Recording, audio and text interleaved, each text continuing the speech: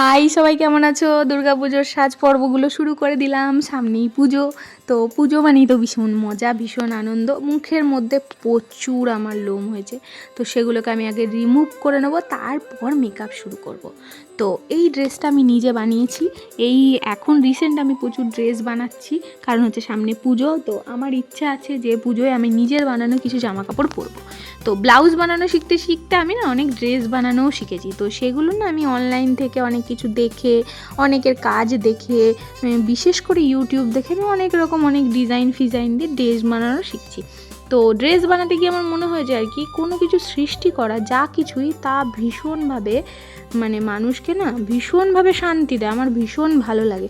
তো কোনো কিছু নতুন শিখতে কাজ করতে আমার ভীষণ ভালো লাগে। তো এই কথা বলতে বলতে আমি সব মুখের এই কি বলবো বাড়তি সব লোমগুলো সব তুলে ফেললাম, কত ময়লা বেরিয়েছে। তারপরে মুখটা ফ্রেশ করে নিয়ে আসলাম। তো এমনি মুখটা একদম পরিষ্কার হয়ে গেছে, আর কিছু দরকার নেই। এরপরে একটা জেল ময়শ্চারাইজার লাগিয়ে নিলাম। এটা ভীষণ ভালো, আমি রিসেন্ট ইউজ করছি, আমার বিশাল পছন্দ হয়েছে।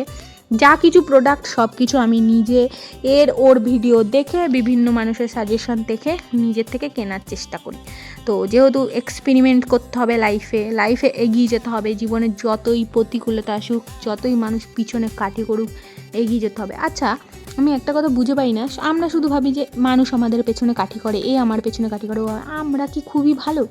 আমরা কি মানুষের পিছনে কাঠি করি না? আমি তো 100% নিশ্চিত হচ্ছে আমরাও মানুষের পেছনে কাঠি করি। হ্যাঁ, আমরাও সেই রকমই, আমরাও সেই মানুষের দলে। এই যে বলা হয় যে আত্মীয় স্বজন সব আমার সাথে খারাপ করেছে, আমরা মনে করি যে আত্মীয় স্বজন, আমার আত্মীয় স্বজনই খারাপ, তাদের কাছে হয়তো আমরাও খারাপ।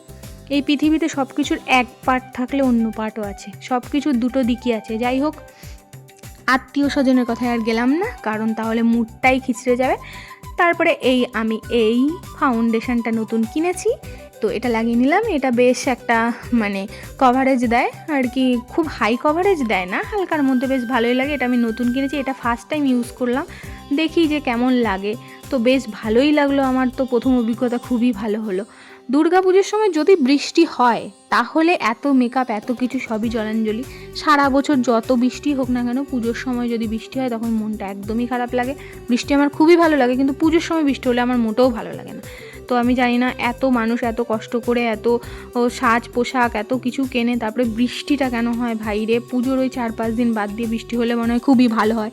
ভগবানের কাছে আমি এখন থেকেই বলছি, ঠাকুর তুমি বৃষ্টি দিও না, আর যাই করো নাই করো।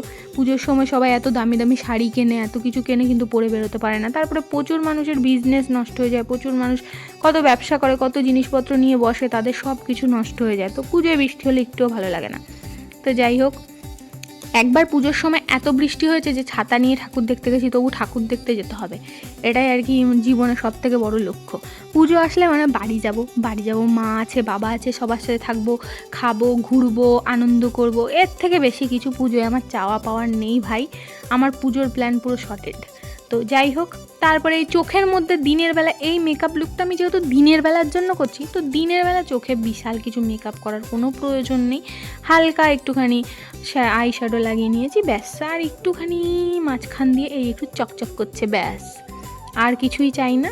তারপরে নিচে একটু কাজল পরছি। চোখে শুধু কাজল পরলেই মেয়েদের চোখ সুন্দর হয়ে যায়।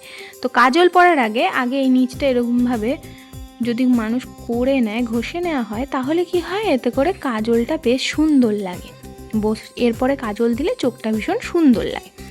তো যাই হোক, আমি মেকআপ সম্পর্কে খুব একটা কিছু জানি না, নিজের মতো করে যেটা ভালো লাগে করি।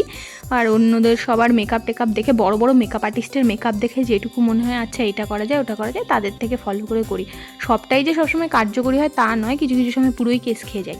তারপরে এক্সপেরিমেন্ট করতেই থাকে। আমার মনে হয় জীবনে যত সময় এগোয় তত আমাদের সমস্ত এক্সপেরিমেন্ট করা উচিত। যা যা শখ আহ্লাদ আছে সব পূরণ করে নেওয়া উচিত, কারণ বয়স এইটা থাকবে না। যেটা 16 বছর বয়সে ইচ্ছে করতো, সেটা 26-এ ইচ্ছে করবে না, 36-এ তো আরোই করবে না। তাই যেই বয়সের ইচ্ছে, যে বয়সের শখ, সেই বয়সে সেটা পূরণ করে নেওয়াটাই আমার মতে সব থেকে উচিত। তো এখন যাদের মনে হচ্ছে যে আমরা এই স্লিভলেস পরবো, আমরা এরকম চুলটা স্ট্রেট করব, আমরা এরকম মেকআপ করব, তারা সেই বয়সে সেটা যেন পুরোই মানে সেই শখটা পুরো পূরণ করে নেয়, না হলে বয়সকালে আসলে না মানুষের ভীষণভাবে রিগ্রেট ফিল হয়। সেই জন্য তারা না অন্যদের সহ্যও করতে পারে না, যারা এইসব করে সেই বয়সে, ছোট বয়সে, তখন বলবে ও ভীষণ পাকা, বাবা ও এইরকম সেরকম, কারণ সে তার নিজের সময় সেই জিনিস করতে পারেনি। তা আমরা ছোটোবেলায় ভীষণ আনন্দ করেছি, স্কুল কলেজ প্রাইভেটে যা যেরকম ইচ্ছে হয়েছে পোশাক পরেছি, জিন্স পরেছি, টপ পরেছি। তো এই কারণে এখন যখন এই স্কুল কলেজের মেয়েরা সেরকম পোশাক পরে, আমাদের কিছু ফিল হয় না যে আমরাও সেই জীবন যাপন করে এসেছি। তো আমার এটাই মূল বক্তব্য যে যেই বয়সে যেটা শখ সেই বয়সে সেটা পূরণ করে নিলেই হয়। তো এই কথা বলতে বলতে আমার ঠোঁট আঁকা আমার হয়ে গেছে, আমার এটা ভীষণ পছন্দের। তো এই লিপস্টিকটা তো বলার, এটা একটা জেল, তো এটা দিলে আর লিপস্টিক দেওয়ার প্রয়োজন হয় না। সাজলে মনে হয় নিজেকে কি ভালো লাগে, মনটা ভালো হয়ে যায়, খুশি হয়ে যায়। তো জিনিসের যে হারে দাম বেড়েছে, অনলাইনে শাড়ির যা দাম, আর প্রত্যেকটা ইনফ্লুয়েন্সার এখন শাড়ির দোকানদার হয়ে গেছে। সবাই মানে ফেসবুক খুললে শাড়ি দেখে দেখে মাথা খারাপ হয়ে যাচ্ছে, নিজেকে কন্ট্রোলে রাখা যাচ্ছে না। কবে থেকে পুজো শপিং করব জানা নেই, এখনই মাথা ফাতা খারাপ হয়ে গেছে। আর যাদের কাছে ব্লাউজ বানাবো তারা এখন থেকেই প্যাকড আপ। আমি ভাবি মানুষে পুজোর শপিং মাস আগে থেকে শুরু করে, যে ব্লাউজ যাদের কাছে ব্লাউজ বানায় তাদের কাছে ব্লাউজ দিয়ে দিয়ে পুরো ভর্তি করে ফেলেছে, যে যারা ব্লাউজ বানায় তারা নতুন অর্ডার নিচ্ছেই না। তো আমার এখনও শাড়িই কেনা হয়নি, আমি জানি না কবে ব্লাউজ বানাতে দেবো। নিজে টুকটাক ব্লাউজ বানাতে পারি, কিন্তু একটু ভালো ব্লাউজ বানাবো সেটাই তো চাওয়া। যাই হোক, আমার মেকআপ শেষ, কেমন লাগছে জানিও। নিজে সেলফ মেকআপ করেছি, এটা পঞ্চমীর দিনের বেলার একটা লুক করলাম। এই আমার পুরো ড্রেসটা তোমরা দেখে জানাও যে ড্রেসটা কেমন হয়েছে, সাথে আমাকে এই ড্রেসের সাথে কেমন লাগছে। আর হচ্ছে এর সাথে একটা ছোট্ট একটা ব্যাগ নিলে হবে। বাকি আজকের মতো টাটা, বাই।